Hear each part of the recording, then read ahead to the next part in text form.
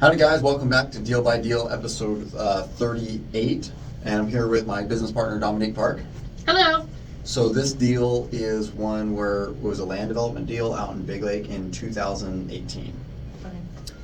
So what the situation with this one was is a friend of Cammie, my transaction coordinator and assistant, had called her and said that she was looking for a piece of land that she could put a mobile home on that she was getting.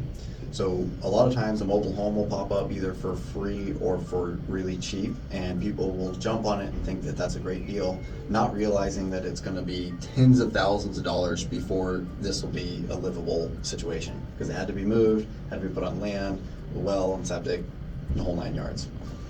Honestly, it's a lot of work that goes into that. Yeah, and it's a lot of money, and it's not money that is easily lendable. Like if somebody wants to go borrow $30,000 for a car, that's pretty easy. I mean, you don't have to have great credit or great income to go get a $20,000 or $30,000 car loan. Nobody's going to lend you $20,000 or $30,000 to buy a piece of land and get it all developed. It's not super good collateral because you could get a half project finished, and then it would just not be a good deal. Okay. So she called Cammie, and Cammie's like, "Oh, well, Tyler can help you out on this." I had recently bought one that popped up on the MLS, and I was doing more sales at the time than I needed. You know, I was putting some money away. It's like, I'll just buy that piece of land. So I bought this piece of land thinking that I might build a house on it, but I had a couple in inventory that I just wasn't using very much. And this was relatively affordable, cheap land in Big Lake with decent soils for septics and not too deep of wells. Like this place would be perfect, but she didn't have any money to buy it, and even if she did, she didn't have any money to develop it. Okay. So the idea was, I don't remember the exact numbers of what I had into it, but I sat down and said, I can sell you the land for this much, and I marked it up because I'm owner financing it to her. So I can pay to have the gas and electric brought in and the well and septic brought in, get it all ready to set up just so that she can go in there, drag her mobile home in, hook up all the utilities to what I've put there, skirt it in, and have an affordable place to live. So I did the math on what I have into it. I forgot what I bought the land for. This was 2018 and in an area that's a lot more expensive now. But maybe I paid somewhere around 10 grand for the land, and then I was going to put another 10 for the well and septic, or maybe the septic and driveway. I think all day long I was into it for around 30 grand, maybe a little more or less. And I marked it up to make it worth my while. And then I sold it to her on owner finance with interest on top of that. So when I do something with the owner finance notes, that people have been watching see that I do that all the time. I'm not only making money by selling it for more than I have into it for my work that I put into it, but I'm also making money on the interest in the long term. So if she'd have gotten a windfall and paid it off right away, I still would have made some money, but the longer it takes me to get all of my money, the more money I make in the long run. Make sense? That does make sense. I do have one question though. I'm not super familiar with trailers. So when you say skirted in, what does that mean?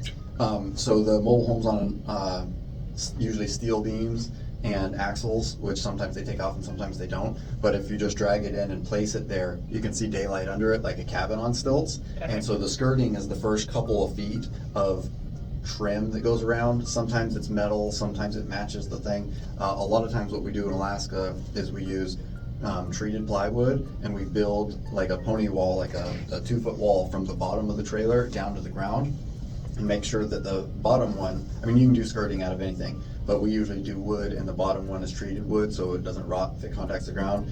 And then just like a regular wall, you put insulation between your 2x4s or 2x6s. It's not actually to support the trailer. You put on blocks and stuff for that, but it's to keep it warm under there so that your trailer doesn't freeze. But it's not on a permanent foundation. It's not. Okay.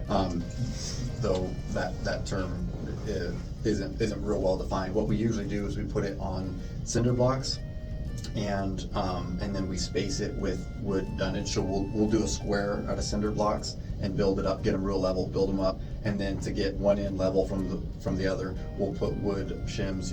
We'll use 2x to fill some bigger gaps, sometimes 4x, and then plywood and skinny plywood to get it all level. Okay. I was really surprised the first time we did that a whole building, like a mobile home, I don't know how much a mobile home weighs, but your regular little stupid car jack under your hood on your sedan will move a home just fine. And so you get a few of them around there. I mean, it's nice to have a little bit bigger jack, But you don't need those huge jacks for moving buildings, like when they move fourplexes and skyscrapers, because they do legitimately move any size of building they want. And there's these huge jacks that they put under them.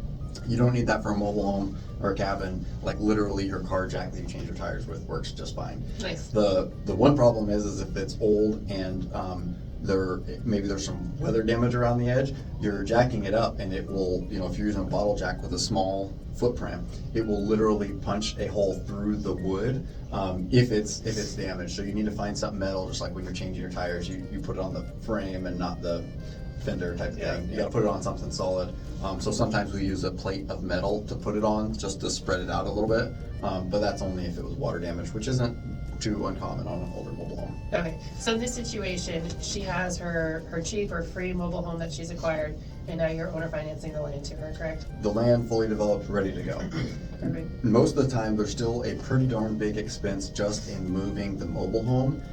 So to move a mobile home, you got to take the utilities off, so disconnect those safely. The electricity is the one that's, can be dangerous if you don't know what you're doing. So hire somebody to disconnect it all. Then you have to remove all the skirting, and a lot of times it's not reusable because it might be damaged when you remove it, or it might have been on the ground that wasn't level, or you're moving it to ground that wasn't level. So you use the same skirting. Now there's big gaps, or it's too tall in the front, not tall enough in the back. So most of the time you end up re-skirting it and don't get to reuse much of that material. So was the client responsible for moving the mobile home, or is that something that you helped with as well? In this case, the client was, which was great because I didn't want to get too much invested. I don't want to say I was doing this like as a favor, because I made good money on it, but it was still quite a bit of moving parts for not a very huge profit. But the profit was a really good ROI number wise. I don't remember what it is, but I was charging 10% interest, so I was making 10% on the whole sale price, and the whole sale price was more than I had into it. But I also had a couple months of organizing, getting the excavator out there and calling the utility companies and making sure we had the utility pole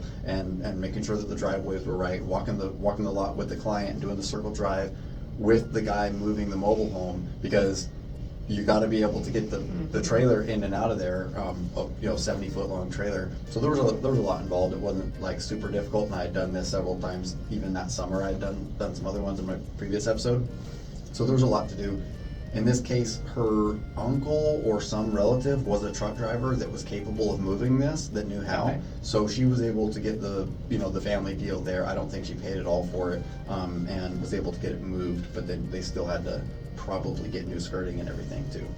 So she had some money into it. I think she put a little bit of a down payment, also like $3,000 or $5,000 or something. I don't remember exactly, but I made decent money and felt really good about it. This young lady had an awesome opportunity between the free or cheap mobile home and the family member who could move it, and then the opportunity for the land to be financed. Mm-hmm. I think she has that paid off or pretty close to it. And this was in 2018, so in a pretty small number of years, she'll have a home completely paid for. And I don't remember if it's paid off now. I think she's got a couple grand left. And that's pretty amazing, because most people that are in mobile homes are typically paying some sort of a lot rent or something like that, right? A lot of them are, especially in the bigger cities. There's bigger parks or just different areas. Our area out here in the valley, we don't have a ton of mobile home parks, and the ones that we do have are pretty small. So a lot of our mobile homes in the valley are on their own land. But if you just went and bought one already set up, like if I would have done that project and sold it, I would have sold it for several times more money, because obviously the mobile home wasn't mine. Yeah. But if I could have gotten it for free and paid 10 grand to have it moved and set up, I could have made a lot more money, and it would have taken somebody a lot longer to get it paid off. But this lady's going to have here real soon a home completely paid off, and it's not the nicest home. It's probably not the forever home, but then they'll be able to either rent it out or sell it, and they can carry the note and make a bunch of money, or they can just live there if they're satisfied with it. It's got an acre of land in a cool spot, circle driveway and a paid-for home. Pretty nice opportunity. Or I'd say they could even add on if they wanted to and keep it there. Yeah, I think they may have added on. I don't remember, but okay, lots of opportunities though, which they might have not had without that. Yeah, absolutely. So and so it sounds like out. a win-win to me. I hope so. Yeah, we made some money. We moved the piece of land that the inventory that we had, and hopefully it was a great investment for them. I think it is. I would have been excited to have had that opportunity when I was younger. Also. And do you remember the term of the owner finance note? I'm just curious how quickly, because we're thinking in terms of excuse me, we're thinking in terms of your average 30-day or 30-year loan versus what would this look like? Yeah, so I think we did like an 8 or 10 year Okay. loan. It's been 6 years, and I know she's almost paid off, so it's probably an 8 year note or something. Okay. Basically, we said, what can you pay per month? And she said she wanted to keep her budget real low, so I think she's paying $500 or $600 a month or something, and some of that's interest, of course, especially towards the beginning, but at this point, it's mostly going towards the principal.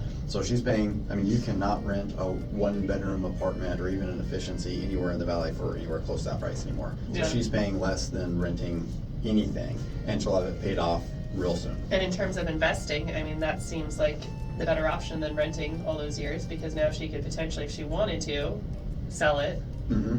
take all that equity, and potentially use that for a down payment on a nicer home. Yep, or duplex or whatever. Or an investment property. When she goes to sell it, she'll likely need to carry the note also, just because of the property type. It's set up, a mobile home on Yeah. a non-permanent foundation. So if, let's say that thing's worth either 100 or 120, which I don't know what the condition is right now, but that's a pretty reasonable ballpark if it's in decent condition. So it'd be worth several times what she has into it.